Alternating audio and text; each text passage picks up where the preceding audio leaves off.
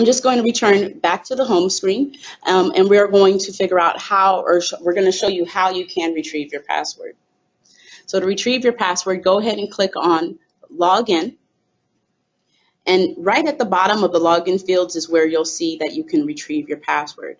Enter in your email address. Click Retrieve Password. And your password will be emailed to you. Again, this is available to both instructors and students.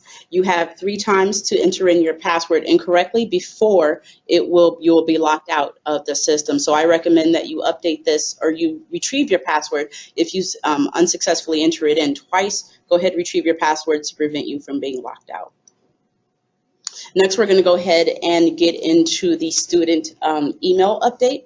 So if you have a student who does not have access to their work email, or they just need to update it and maybe use their personal email, you as the instructor can update their information. To do so, you're going to go ahead and sign into the certification portal and access the class that your student is signed up in. So you would come and sign in, log in. And then you're going to go to View Edit Classes. This is where your pending classes are.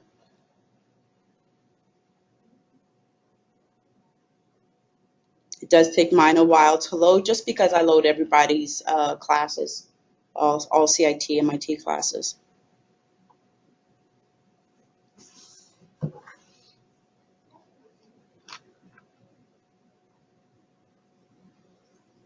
Okay. So I'm just going to filter through and find one of my classes particularly.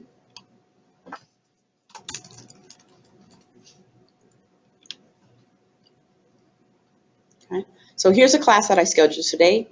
It is this is an online class that I scheduled. I have 3 students enrolled.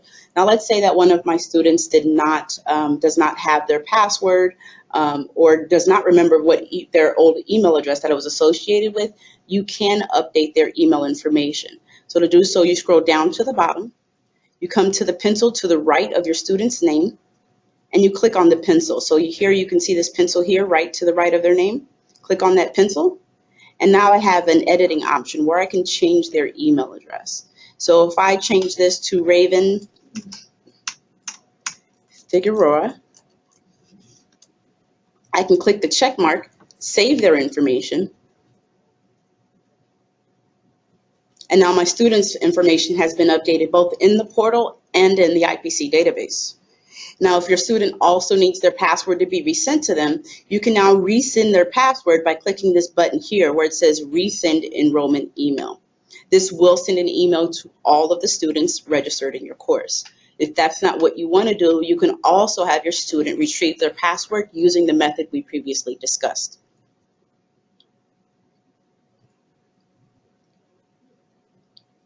Next, we're going to discuss how to schedule an online class. So we're already scheduled in the portal. We're already signed on in the portal. So that's the first step, is to sign into the portal. Before you can schedule your class, you will need to contact our customer service department to place an order for your exams. The exams cost is going to be $35 for 4 or more tests, or $10 per test when you're doing 3 or fewer test. And when I say test, I mean your module selection. So if you're looking at a 610 CIS class, for example, and your students are going to do 9 modules, that's going to be $35 per student. Now, if your students are going to be doing just modules 1 through 3, you're looking at $10 per module, so $30, and then that will be per student. Once you've gotten your order placed with customer service, it does take up to 24 hours for it to come into the portal. When you're ready to see that it's available, you can come here to View Edit Classes.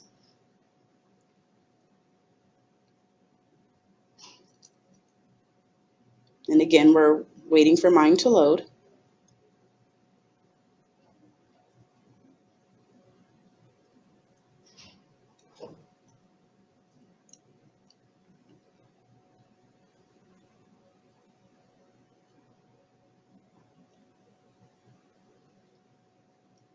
Okay, so you go to View Edit Classes, and then you click on Enter New Class.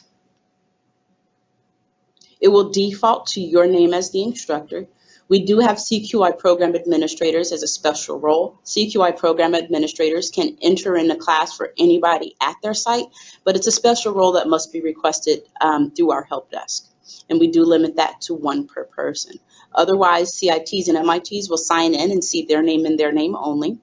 The program, they'll select CIS in this case. Course, we're going to do a 610 class, and we'll select our language. Keep in mind that language is the language that the exams will be presented to your students in. We select our revision, and then we'll select our modules. In this case, we'll just schedule 2 modules. If you wanted all 9 modules scheduled or selected, you can go ahead and click the box at the top and it checks all. Or if you don't, if you want to deselect, you can click that box again and then just click on the individual modules that you want. Your trainer's employer will default to your company name, and there's no changes that you need to make there. Exam type is where you're going to come and select online exams, since that's the type of class that we're scheduling. Your start date is reflective of the day that you want your class, the exams to be available to your students on, and the last day that it should be available to your students on. So as I scroll down so we can see the rest of my screen here. So we're going to make this available just for today's date.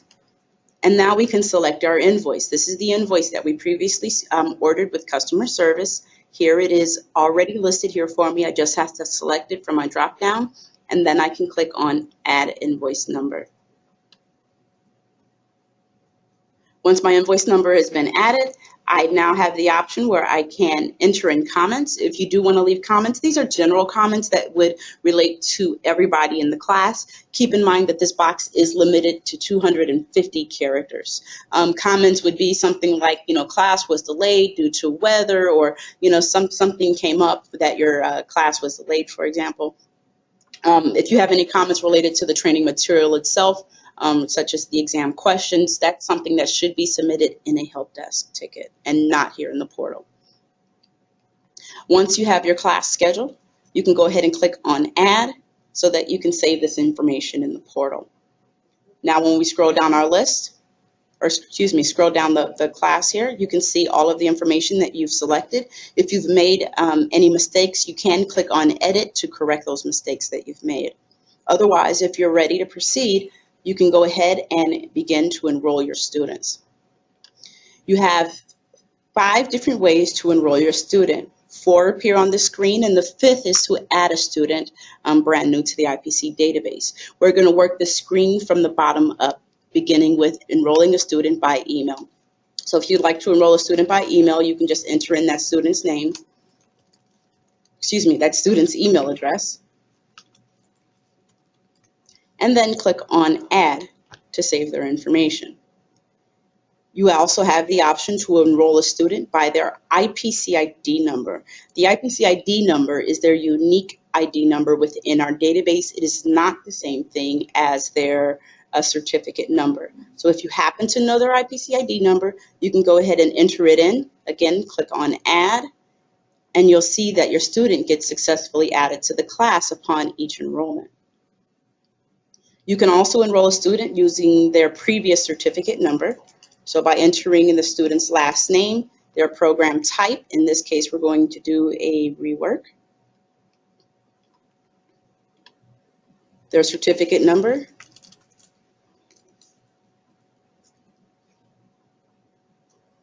I may have forgotten, I think it's 5800. I know the stuff by heart, I enter it in so many times.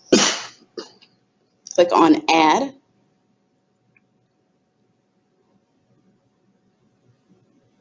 And we see we're turning here, and soon we'll see that again that our student was successfully added. Now we also have the option to enroll a student looking them up by last name. To do so, you enter in the student's last name, then enter in their first name. And then you can click on that student's name again to add them to the class. Now if you reach a point where your student is not in the database, and you know this, we still require that you enter in, or at least try to do a name search just to make sure. So if I want to do that, I'm going to come here and I'm typing Jennifer, click on search, And let's say, okay, my student's name is Jennifer Beckwar, but these aren't the same people. My Jennifer lives in California. I know she never lived in Illinois. So in that case, I can scroll down to the bottom of my screen and click on Add New Student. Clicking on Add New Student will now present me with a form where I can provide that student's information to IPC.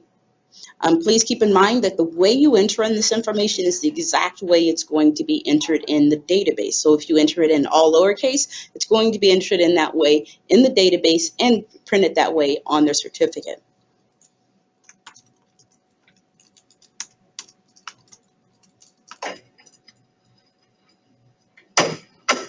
You come down here to their address type. So if the student is unemployed, you can leave it at home and provide us with their home address. Otherwise, if they are employed, you provide us with their company information.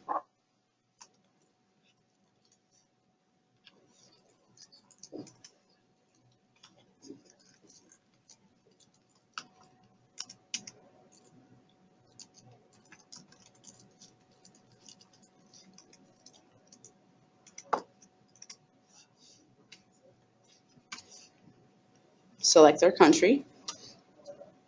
I clicked on you to quickly get down to the United States, and then enter in their email. Keep in mind that email is required of all students. If they don't have a company issued email, they may use a personal email. If they don't have a personal email or feel uncomfortable using their personal email, they can create one using one of the free email providers.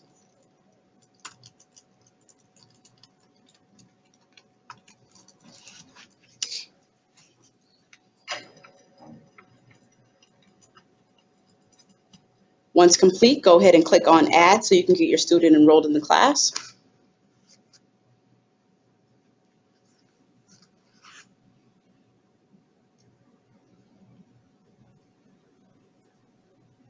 And now we're complete with enrolling our students. When we return to class details, we can see that all of our students have been enrolled, and it'll bring you right down here to the bottom where you can see that all of your students are enrolled in the class. Again, if you ever need to update their email address, you can do so by clicking on the pencil and update their email address accordingly. So that's it that we have today for scheduling an online class. We are going to return back to our PowerPoint presentation, where the next thing that we will be discussing is, so we've discussed the student email address, and we've already gone through scheduling the online class.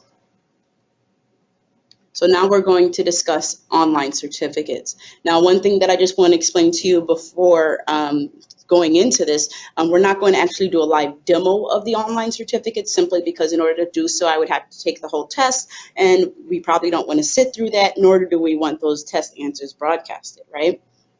So I'll go ahead and click on here so I can show you. So this is what your students see. Your students, when they're complete with their test, as soon as they click on Save and Finish, they're presented with the screen that we see here. Now this, as you can see where this arrow is pointing, it's an image of a certificate. When they click on it, they're then going to get a certificate opening up on their screen. It'll come pre-printed with their name. We don't see that here, but it will have their name on the certificate as well as their certificate number. Now you, as the instructor, should prompt your student at this point to either save it to their device so they can email it to you, or they can print it immediately. You, as the instructor, when you print it, you're still going to fill out all of the bottom portion information. So this is one way for your students to retrieve their certificate. Another option is on their test home screen. So the same screen that your students see just before they begin to take a test, they can come down here to the bottom where it says Menu and My Account. They can click on the certificate icon here. Once they do, they're going to see a screen similar to what we see here, and clicking on the icon will bring up that same certificate image that we previously saw. Another option is when you, as the instructor, submit your class. So first you would click Submit to IPC when all of your students have completed their test. It'll ask you if you're sure, so you go ahead and click Submit again. Once you do so, it will email you your students' certificates. If for any reason you do not receive that email, or if you need to get that email resent to you, you can then go into your completed classes and click on the resend button. So when we opened up our courses before, we were in pending. At the bottom of the page is where you see completed, and opening up your course, you can click on this resend certificates for all students. Next, we're going to go ahead and discuss the troubleshooting tip that we have for you today. So one thing that IPC hears occasionally is that a student will be taking a test, and in the middle of their test, they're just pretty much kicked out of the site, and they begin looking at a screen called test.com. Test.com is our test provider, and they have informed us that when this does occur, it's usually an indicator that your internet setup is not working well for their test company. Therefore, we do have a troubleshooting document that will be included in an email to be sent to all of you. That troubleshooting document will guide you through how to figure out what exactly it is that's wrong with your internet setup. Some examples that I've seen are maybe too many people using the same router, or the router's ports maybe not opened up correctly. So if this does happen, the best thing for you to do is go through that troubleshooting document and just go through all the different tips to try to narrow down what your issue may be. With that, we are done with the presentation. It is at this time that I would like to open up for any questions that we have regarding anything that we've talked about. So if you haven't put your questions in the chat box, I would encourage you to do so now. We do have Gina Torres here at IPC who is going to be reading your questions off for me so that we can make sure that everybody's questions are addressed. Okay, the first question is, how do you set up for the PO class? How do you set up for the PO class? So by that, I'm assuming you mean how do we set up a PO or if you're ordering with a PO. That's something that you can still do through our customer service. None of the ordering is done online directly. So if you're ordering with a PO, you're going to contact our customer service team to do so.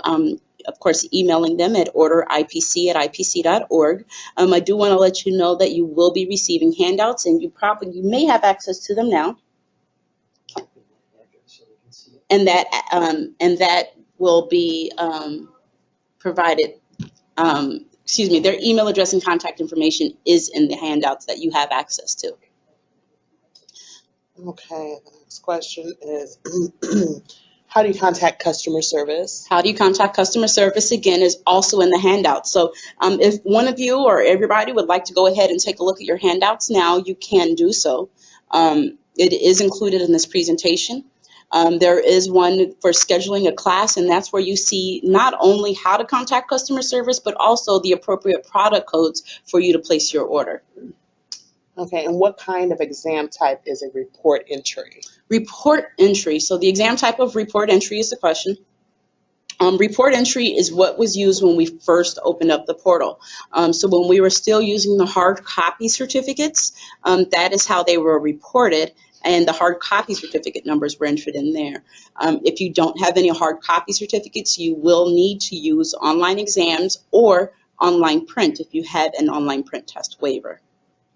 The next question is, will customer service accept a credit card instead of a PO? Absolutely, credit cards are accepted. So the only companies who can order using a PO are IPC member companies. So if you are not an IPC member company, or you're an instructor who just wishes to use your credit card, you may do so, and payment is expected at the time of order. The next question, if a student loses their connection during the test, will they have to start from the beginning, or will they start when they were connected? Will they be able to? No, if your student's test is interrupted when they sign back in, they will be able to click on resume test. It says, the next question is, we are unable to use computers for quizzes because we work for a defense contractor. Can we give paper quizzes and then input the results electronically afterwards? Well, you're a perfect candidate for our online print option. Our online print, and this is a great segue just to kind of give you I'm kind of jumping ahead here, but online print is going to be discussed in more detail when we do our May 26th Hot Topic session. And we're going to go through there and tell you how to do a online print class. But online print was created just for companies like yourself. That would be all.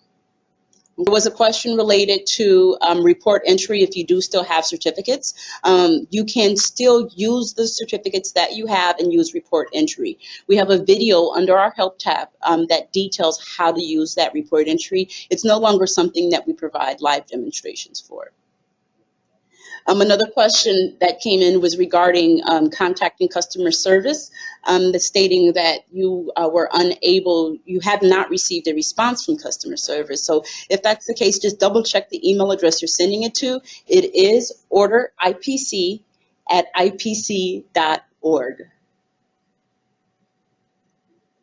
That is all the questions that I can remember that was asked. What is the time frame we have to finish a scheduled class? To finish a scheduled class? Well, that kind of varies.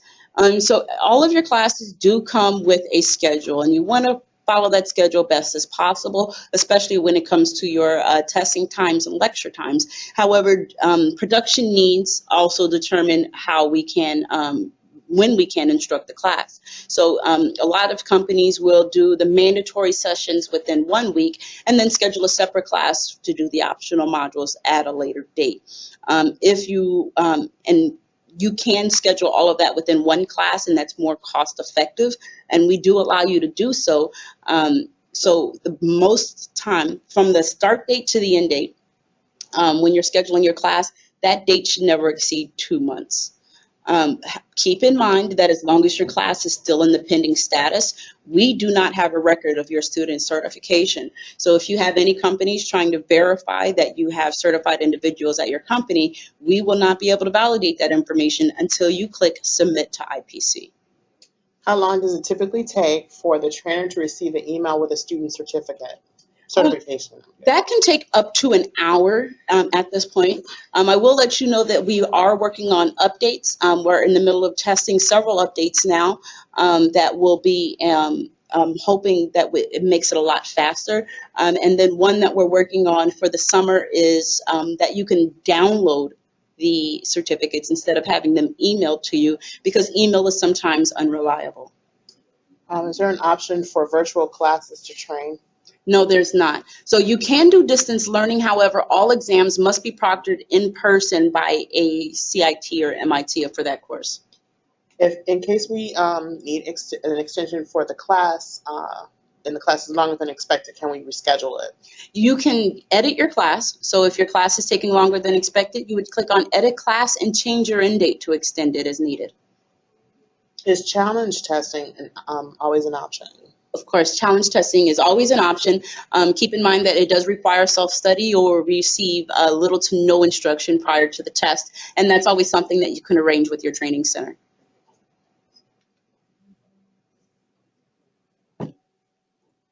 Okay. Do we have any other questions? Okay, well, one thing that I do want to let you know, so if you get into the portal and you come up with a question later, keep in mind you can always submit questions to our help desk. You also will have access to this PowerPoint presentation, so it does have some useful screens in here, as well as this help desk link. We also do presently weekly QA sessions. We are going to be moving those to bi-weekly. Currently, they're held every Tuesday at 10 o'clock Central. Excuse me. They're held every Tuesday at 10 o'clock Central Time. And if you would like to join that session, the information, the GoToMeeting information for those sessions can be found under our CQI News tab under the portal, and they're listed in every single newsletter that you see posted there. Another question. Will the CIT information be populated on the certificates when printed? Will the CIT information? Okay, so no, the CIT certificate information will not be posted automatically at the bottom of the certificate. That is something that you as the CIT will still fill out. You can do so using the same certificate template. You will need to adjust it so that the fields line up properly, or you can fill it out in ink as desired. Okay, so again, just to remind you, our next Hot Topic session is going to be scheduled for May 26th. In this session, we are going to be discussing online print as well as new features that are available to the portal. Keep in mind that we do offer you the opportunity to provide us topics of what you would like to hear. And if we agree that that would be a great topic to cover, we will do so. Other questions? Yeah, this one's about someone receiving a J Standard 001 and 610 book, and they said they had bought the amendment but received a PDF. Okay, that's something that you might need to contact our customer service department for if you feel that you were sent the wrong material. Can a student get a signed certification available on PDF? Students may not get a signed certificate from our portal directly because it's up to the instructor to deem that a person is certified, especially when workmanship is involved. The signed certificate must come from the instructor. We do still have, another 23 minutes on this call. I probably spoke a bit too fast. Nobody told me to slow down. Other questions that we have?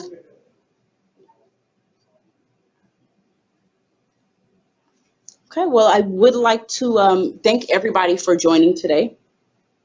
Again, additional questions can be submitted to the help desk, joining our QA sessions. And our next hot topics discussion will be on May 26th. And if you have anything that you would like to hear, please be sure to let us know. Following this broadcast, where you're going to receive a follow-up email, and that email is also going to include a section where you can let us know what it is you would like to hear. Thank you, everybody. Have a great day.